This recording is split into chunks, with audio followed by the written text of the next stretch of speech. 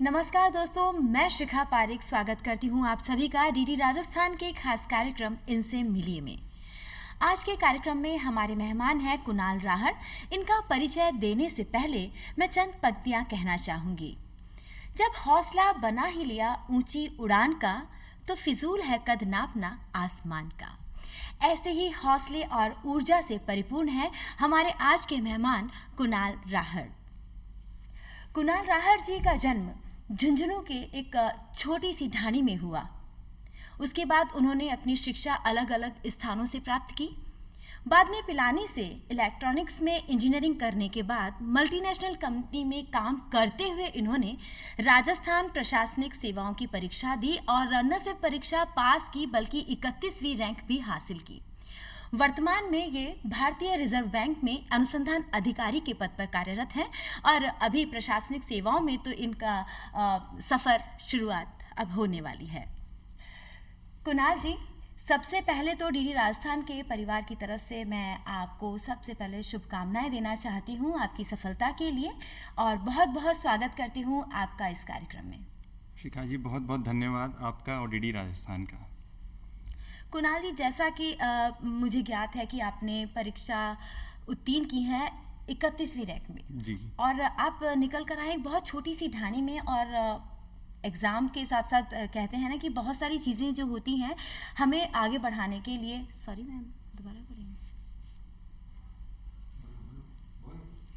कुणाल जी, जैसा कि मुझे ज्ञात है कि आप छोटी सी ढाणी में जन्मे हैं, लेकिन आपने अपनी शिक्षा अलग अलग स्थानों से प्राप्त की है।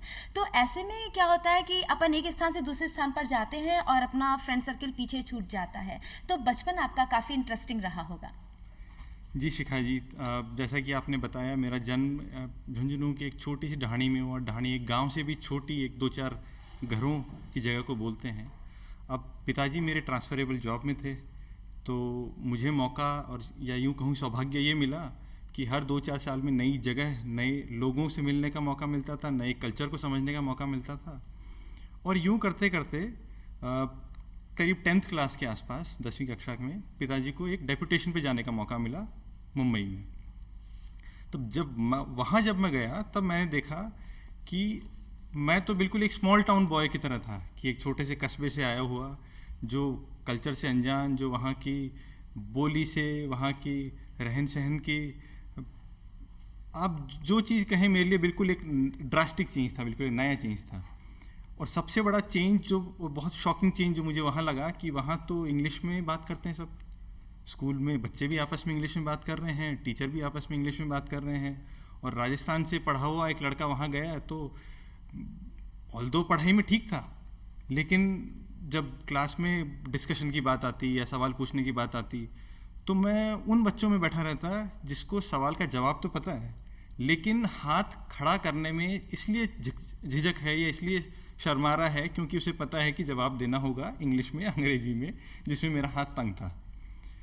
देखिए कुणाल, ये सिर्फ आपकी समस्या नहीं है।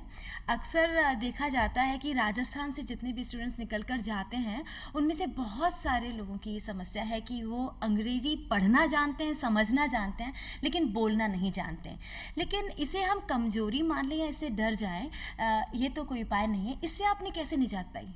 बिल्कुल शिखा जी, अगर डर ही गए तो फिर हमारा मकसद ही वहीं ख़त्म हो गया है। हम आगे लाइफ में सक्सेसफुल नहीं हो पाएंगे, चाहे कोई भी फ्रंट हो। तो यहाँ अगर अंग्रेजी के डर की अगर मैं बात करूँ, तो अगर ज़िंदगी में कोई अच्छा गुरु मिल जाता है आपको, या अच्छा मार्गदर्शन करने वाला मिल जाता है, तो चाहे कितनी बड़ी कठिनाई हो, कितना ही बड़ा डर हो आपका, आप निश्चिंत हो जाते हैं कि हाँ, मुझे अगर राइट पाथ मिल गया है, नया मार्गदर्शन मिल गया है, तो मैं आज नहीं तो देर सवेर क्रॉस कर ही लूँगा। अब बॉम्बे में मज़ेदार बात ये रही कि क्योंकि मल्टी कल्चरल जगह भी थी, तो वहाँ हमारी एक अंग्रेजी की टीचर उसी टाइम पे आई थी, और वो यूएसए से आई थी। तो अब सोचने में तो ये लगता है कि यूएसए से अगर टीचर आई हैं तो पहले से इंग्लिश में इतनी फ्लुएंट रही होंगी कि अब मुझ जैसे बच्चों को क्या पढ़ाएंगी, क्या समझाएंगी। लेकिन उन्होंने पहचान लिया कि ये बच्चा है जो सीखना चाह रहा है, लेकिन कहीं ना कहीं इसको डर है। तो आप ये देखिए कि उन्होंने एक्स्ट्रा एफर्ट्स लगाए कि क्लासेस के बाद भी कुछ मुझे समझना हो।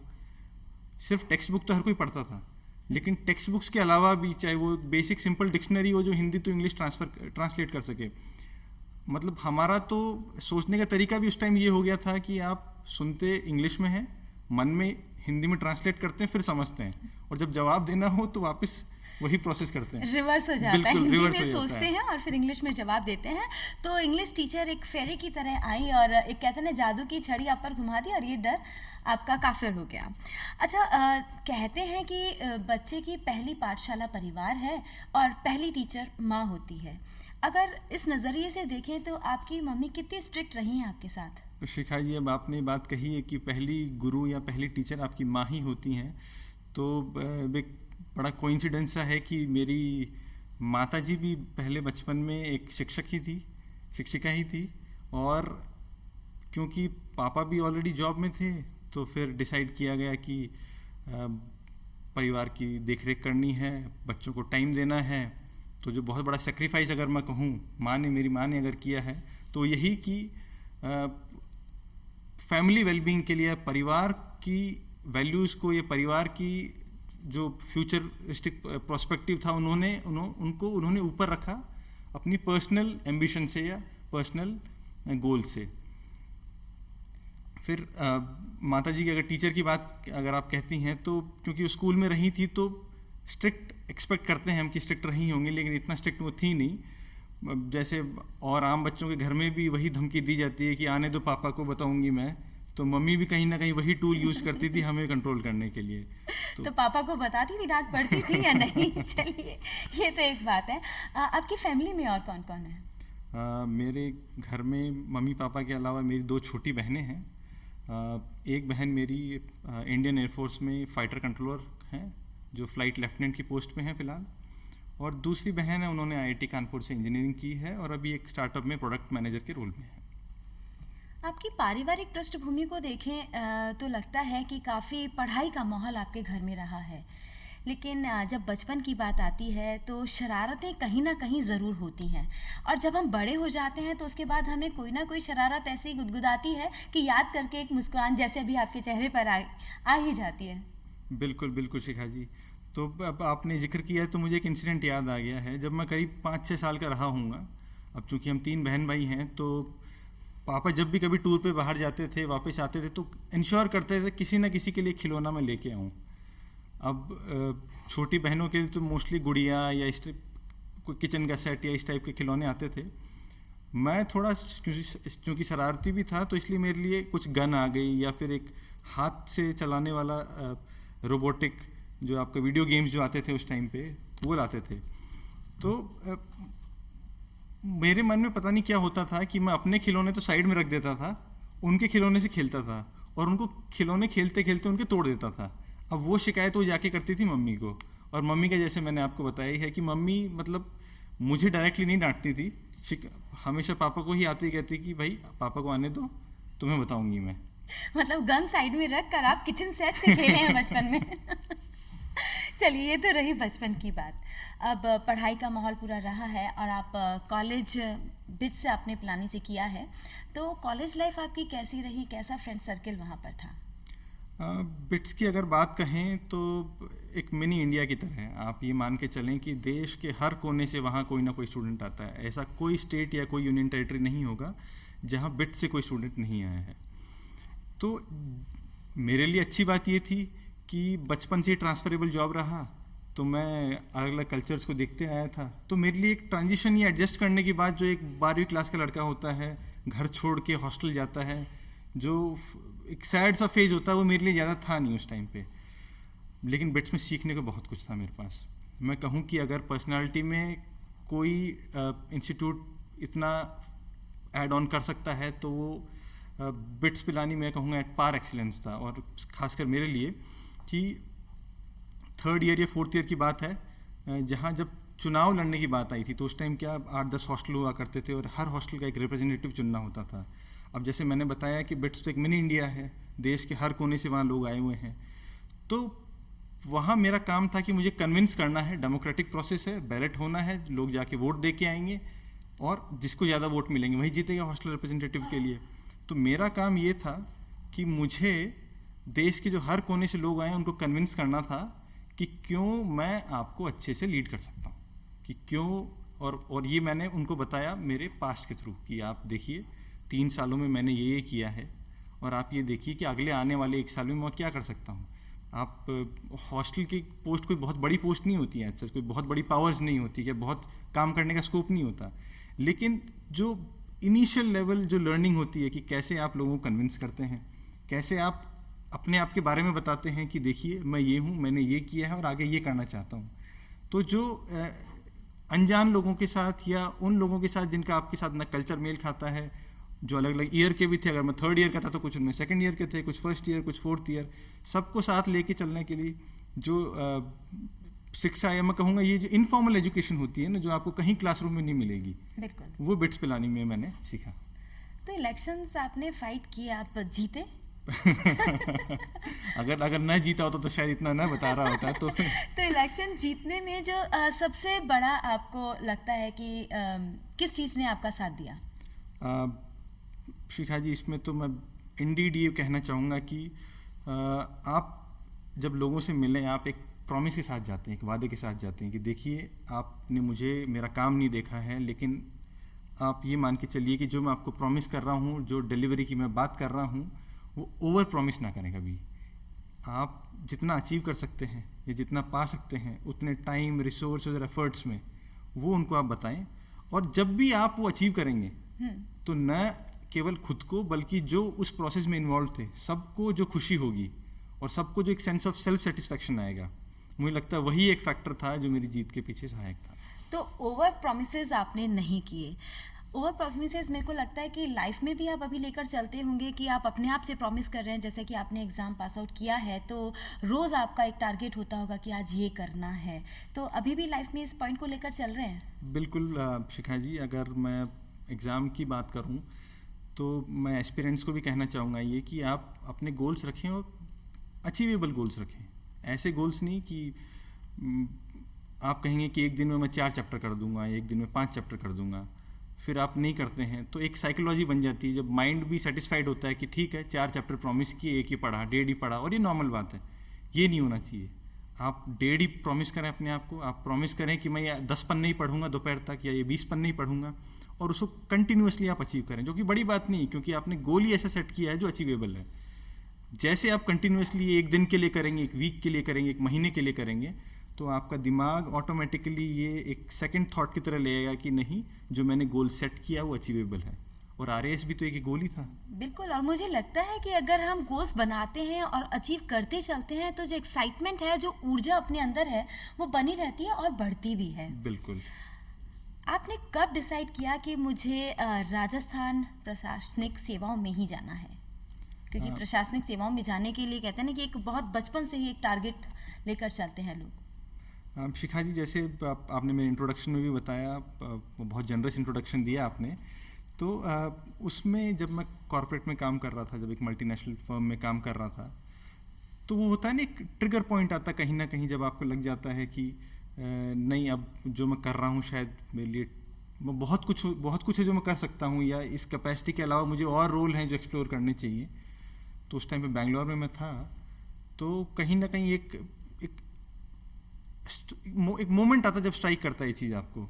और घर में भी जब पिताजी राजकीय सेवा में रहे हैं, तो अधीक्षक रहे हैं कस्टम्स विभाग में, तो कहीं ना कहीं मैंने देखा था कि अगर पिताजी इस रोल में इतना कुछ कर सकते हैं, तो मैं अगर प्रशासनिक सेवाओं में आता हूँ तो मेरे लिए प्लेटफॉर्म कितना बड़ा होगा कुछ अचीव करने के लिए।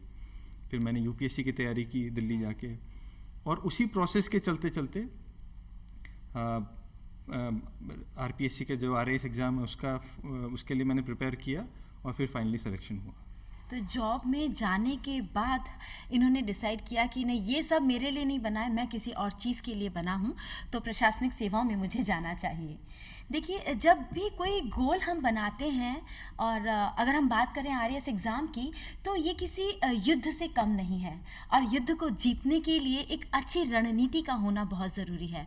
तो ऐसी कौन सी रणनीति आपने बनाई इस एग्ज़ाम को पास करने के लिए कि आप फर्स्ट अटैम्प्ट में ही 31st रैंक ले आए?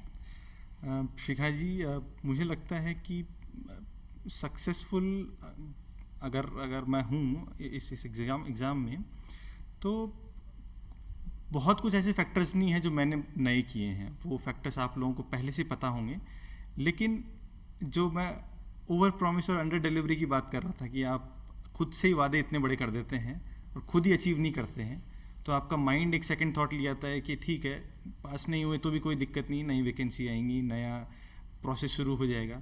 तो आपको उस माइंडसेट से निकलना है आप। और चूंकि मैं इंग्लिश मीडियम से था, तो मेरे लिए मुश्किल वाली चीज़ ये भी थी कि मेरे पास स्टडी मटेरियल या कोर्स मटेरियल इजीली अवेलेबल था नहीं, और चूंकि मैंने कोचिंग कोई ज्वाइन नहीं की थी, सेल्फ स्टडी कर रहा था, तो मुझे नोट्स भी खुद के बनाने थे।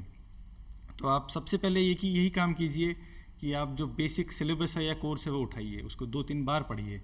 एक बार जब आप सिलेबस के को अच्छे से जान लेते हैं, उससे वाकिफ़ हो जाते हैं, तो आपको पता चल जाता है कि कौन सा कंटेंट किस सोर्स से बेस्ट लिया जा सकता है।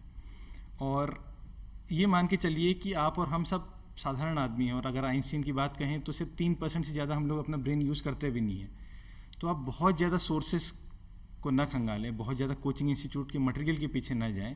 आप एक कंटेंट बनाएं, एक नोट्स बनाएं और उसको बार बार रिवाइज़ करें, क्योंकि ये मान के चल लीजिए कि आपका ब्रेन भी जितनी बार आप रिवाइज़ करेंगे एक इम्प्रिंट बनता जा रहा है, एक छाप बनती जा रही दिमाग के ग्रे सेल्स में।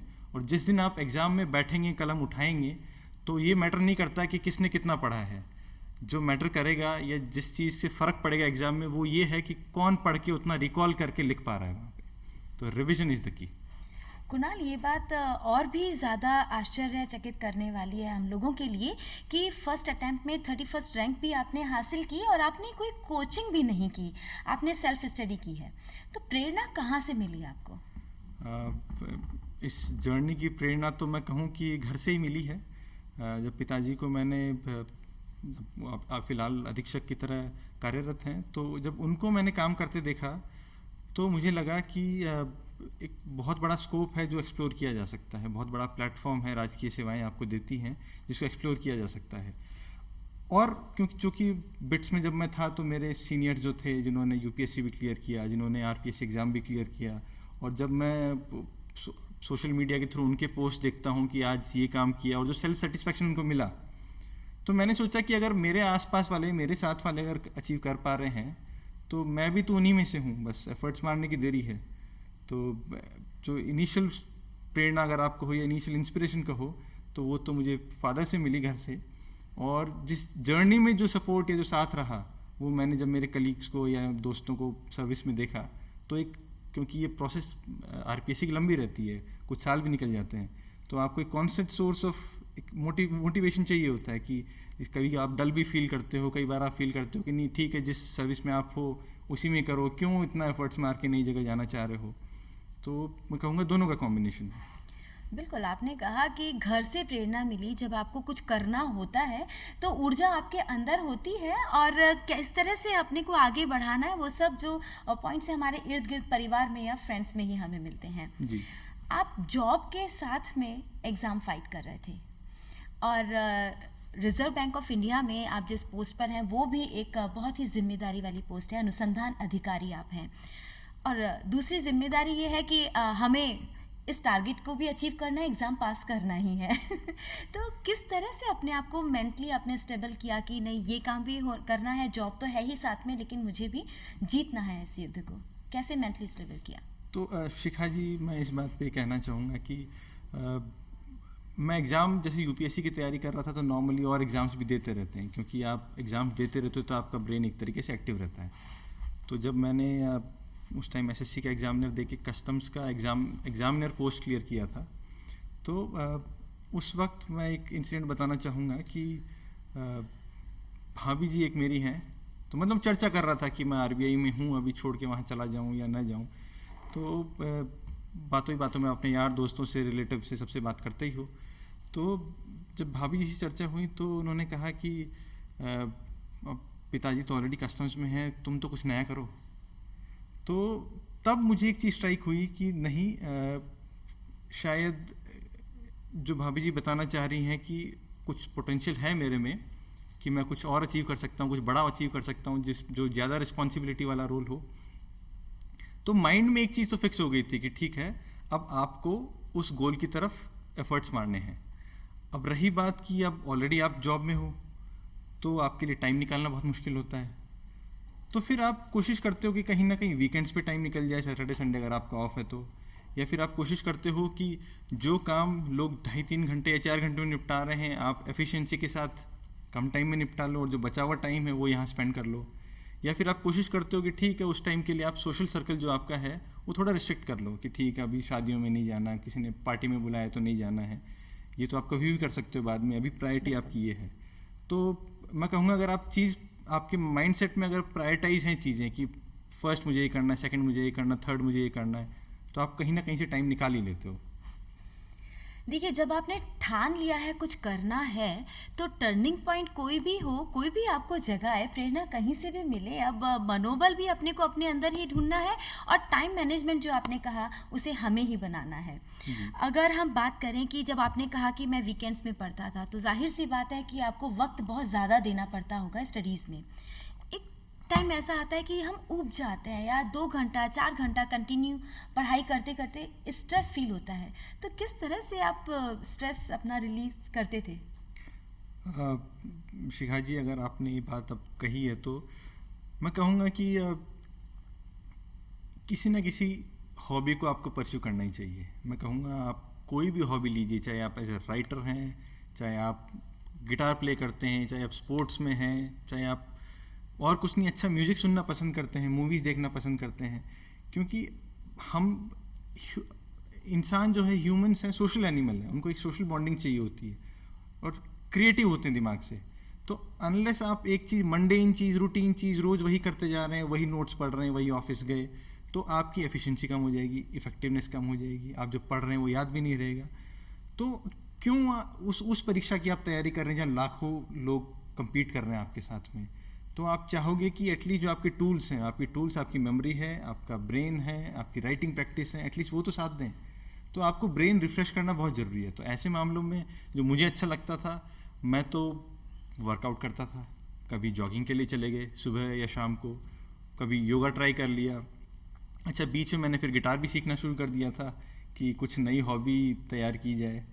तो यही कुछ ना कुछ चीज़ें, मतलब जो आपको किताबों से दूर रखती थी कहीं ना।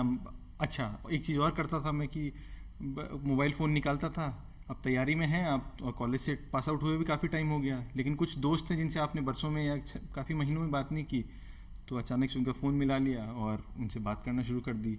तो आप फिर उस माहौल से निकल के अपने कॉलेज के दिनों में चले जाते हैं, और कॉलेज के दिन तो सबके हैप्पी डेज होते हैं। तो कहीं ना कहीं मुझे लगता है कि ब्रेन रिफ्रेश उसी तरीके से होता था।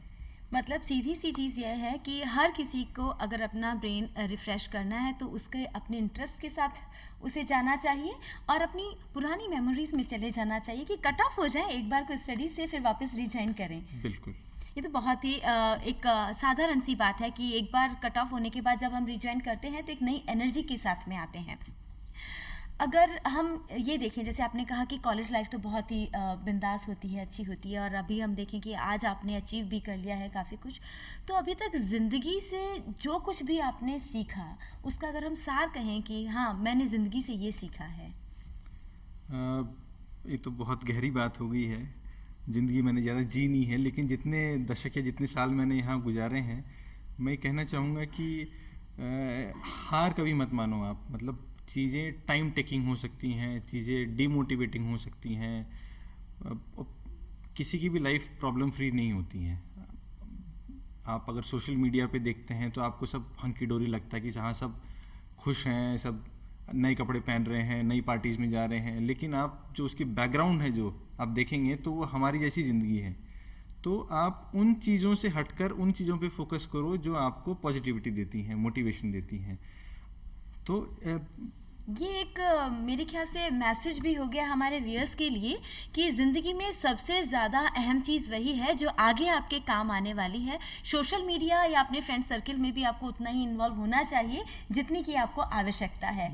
एक आवश्यकता से ज़्यादा तो कोई भी चीज़ हो हमें दुखी देती है, चाहे कोई भी आदत हो। जैसे कहते हैं ना कि अति सर्वत्र वर्जयते, कि excess of anything is bad.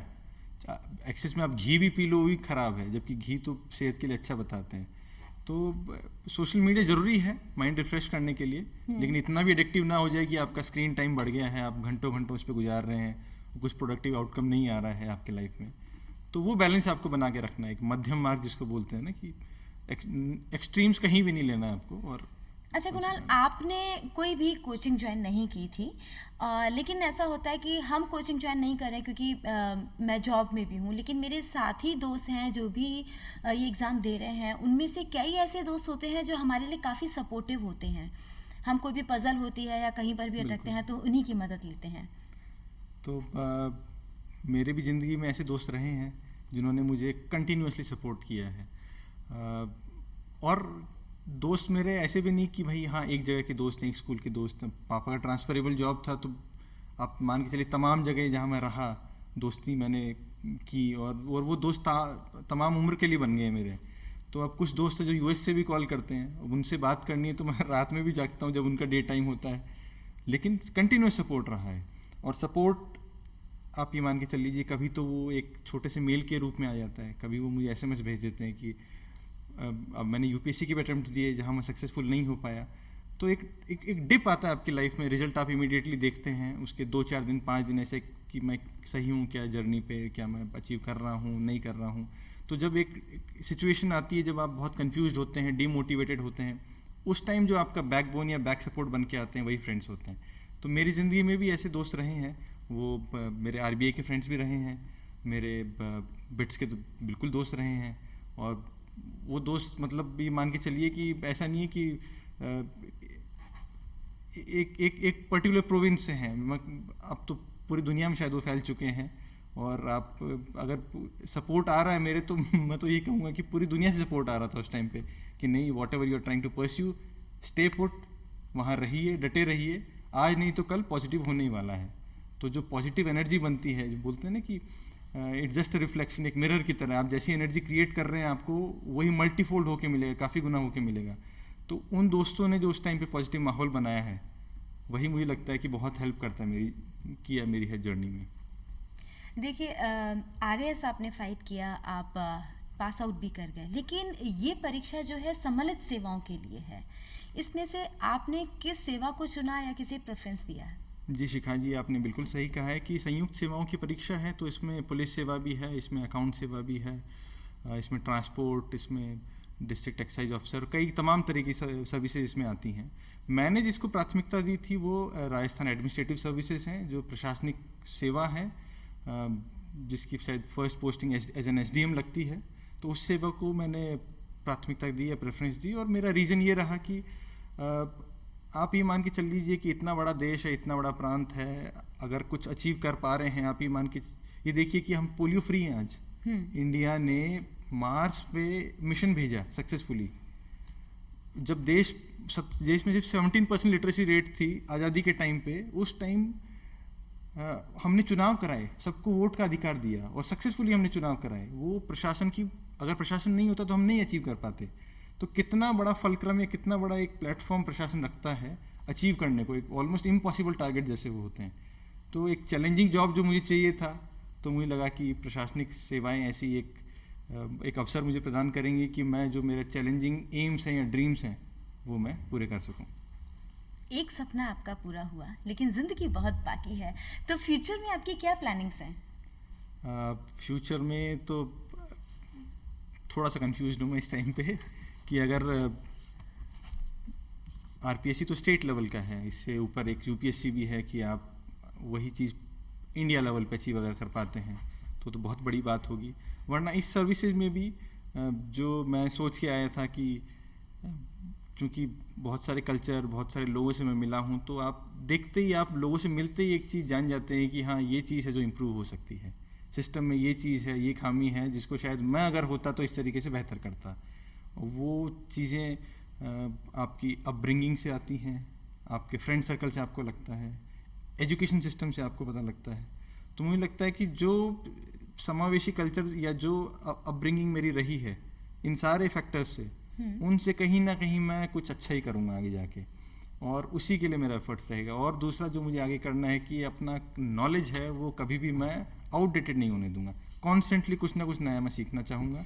इसी के साथ अगर हम दर्शकों में, कई ऐसे दर्शक हैं जो एग्ज़ाम्स के लिए तैयारी कर रहे होंगे, उन्हें कुछ टिप्स देना चाहें हम, बहुत छोटे छोटे टिप्स होते हैं जिनके ज़रिए एग्ज़ाम्स को पास करना बहुत आसान हो जाता है। शिखा जी, एस्पिरेंट्स जो भी इस प्रोसेस में आ रहे हैं, तो कहूँगा सबसे पहली चीज़ तो आप रखिए धैर्य, पेशेंस। क्योंकि हमारी जो जनरेशन है, मैं तो अपने आप को अगर लेता हूँ एग्जांपल, 90s के जो किड्स होते हैं ना, वो बहुत इस टाइप की जनरेशन में जी रहे, जो मैगी वाली किड्स जनरेशन होती है, क्योंकि इंस्टेंट रिजल्ट चाहिए। आपने आज एफर्ट्स मारे, आज आपको आउटपुट चाहिए। लेकिन आप जिस सर्विसेज, आप प्रशासनिक सेवाओं की अगर आप बात करते हैं, तो जैसी आपकी जॉब होगी या जैसा आपका वर्किंग कंडीशन होगा, तो उसमें आप एफर्ट्स मारेंगे, लेकिन ज़रूरी नहीं है कि आपको रिजल्ट मिल जाएगा। तो ये जर्नी आपको पेशेंस सिखाती है, जर्नी आपको धैर्य सिखाती है कि आज नहीं तो कल, नहीं तो 2 साल में रिजल्ट आना है। दूसरी चीज़, अगर मैं आपको कुछ पॉइंट ऑफ मोटिवेशन या गाइडेंस अगर मैं दे सकता हूँ, तो मैं यही कहूँगा कि सिलेबस को बहुत ध्यान से पढ़िए। बहुत लोग यही गलती करते हैं कि वो 2.5 पेज का जो सिलेबस होता है वही ध्यान से नहीं पढ़ते। वो 400 पेज की किताब पढ़ जाएंगे, लेकिन वो 2.5 पेज के सिलेबस को टू द पॉइंट नहीं पढ़ते। आप पिछले 10 साल 15 साल के पेपर्स उठा के देखना कि वो सिलेबस से टू द पॉइंट क्वेश्चंस आए हुए हैं। तीसरा, टाइम मैनेजमेंट, क्योंकि सभी के पास वही 24 घंटे हैं। अगर आप अपने ही टाइम को अच्छे से मैनेज नहीं कर पाएंगे, तो जब प्रशासनिक सेवाओं में चले जाएंगे तो दूसरों का टाइम कैसे मैनेज कर पाएंगे आप। तो खुद का टाइम मैनेजमेंट आपका बहुत ज़रूरी है। और इसके लिए सोशल मीडिया से बिल्कुल बैलेंसिंग डिस्टेंस बना के रखें आप, कि आप इतना भी ना मशगूल हो जाएं कि उसमें घंटों आपके ज़ाया हो गए। ये भी नहीं कि आप बिल्कुल इतना कट ऑफ हो गए हैं कि आप पढ़ाई में इतना बिजी हैं कि आप मंडेन हो गया, इतनी सारी चीज़ें, इतना सारा बोरिंग हो गया कि आप चीज़ें याद नहीं रख पा रहे हैं। तो मुझे लग रहा है यही 3-4 चीज़ें अगर आप करेंगे तो सक्सेस इज़ इनएविटेबल। वो तो आप अचीव करेंगे, आज नहीं तो कल। आपने जो भी टिप्स कहे उससे मुझे चंद पंक्तियाँ ज़रूर याद आ रही है। जब टूटने लगे हौसले तो हमेशा याद रखना, बिना मेहनत के हासिल तख्तो ताज नहीं होते। ढूंढ लेते हैं अंधेरे में भी मंजिल, क्योंकि जुगनू कभी रोशनी के मोहताज नहीं होते। ऊर्जा और प्रेरणा आप ही के आसपास, आप ही के अंदर है। बस उसे ढूंढिए और अपने जो भी आपने गोल्स बनाए हैं उन्हें अचीव करने के लिए निकल पड़िए। आपका बहुत बहुत धन्यवाद कि आप हमारे इस कार्यक्रम में आए और आपने दर्शकों को इतने अच्छे टिप्स भी दिए। थैंक यू सो मच, और धन्यवाद शिखा जी आपका और डीडी राजस्थान आपका। Thank you.